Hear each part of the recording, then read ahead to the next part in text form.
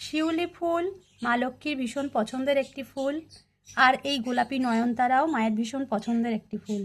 তাই মা লক্ষ্মীকে মায়ের পছন্দের ফুল দিয়ে সাজিয়ে দিয়েছি, আর ফুল দিয়ে সাজাতে পেরে আমার ভীষণই খুশি হচ্ছে, আনন্দ হচ্ছে, খুব ভালো লাগছে মাকে।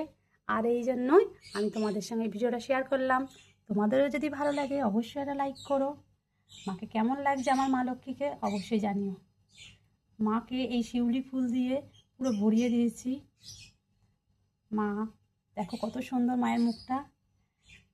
আর এদিকে গণেশকেও দিয়েছি।